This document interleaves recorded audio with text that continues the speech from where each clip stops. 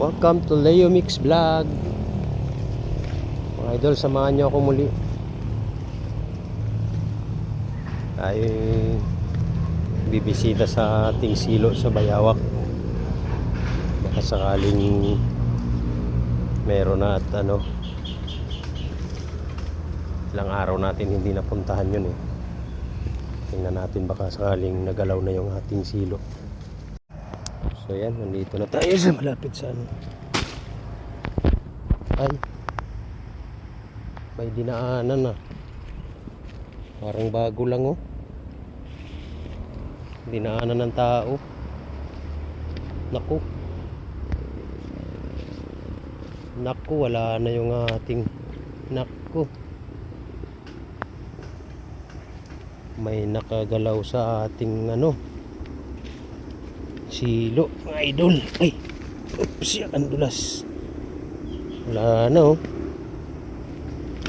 Pero tingin ko hindi man ito nakahuli. Ayun ang pain oh, nakalipat na sa malayo. Dito lang yan nakalagay oh. Naku mga idol. Ang may gumalaw nga. Ayan oh. Yan.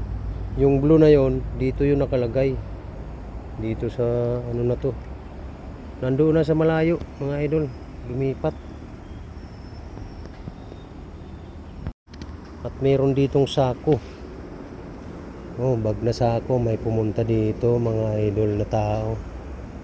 So nagalaw yung ating silo. Sa tingin ko naman ay hindi pa yan nakakahuli, pero nagalaw nila mga idol. Ayan o. So hindi natin malaman kung sino ang pumunta dito mga idol. Yan mga idol. May nakakita sa silo natin. Ayan o.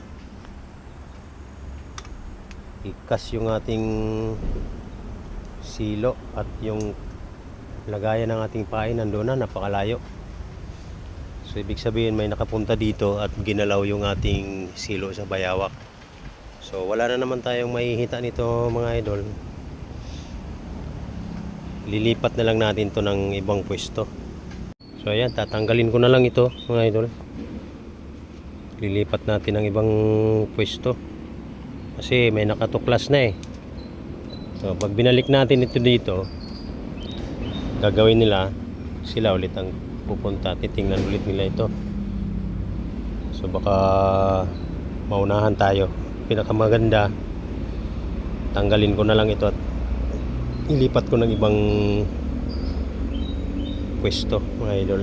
Lipat natin sa medyo malayo-layo. Tanggalin na lang natin. Sayang kasi kung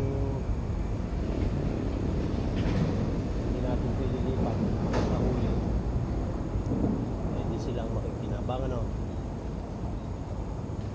yan. Ilipat na lang natin to mga idol, yung ating lubid.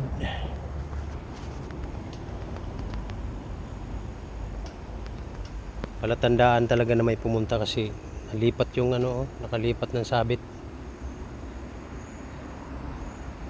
Kasi kung nilipad ng hangin yan mga idol, imposible naman ang makasabat pa siya dyan sa di ba mga idol? Ayan layo-layo niya dito yan mga idol nakalagay. Tapos ayun nakasabit na dun. So inilagay, may naglagay niyan dun mga idol. So yan lang muna mga idol ang ating update. Maglagay ulit tayo ng ating silo, pero sa ibang lugar naman, hindi na dito kasi may nakatuklas na. Yan iwanan na natin itong pwesto na to. Wala rin naman tayong nahuli dito mga idol.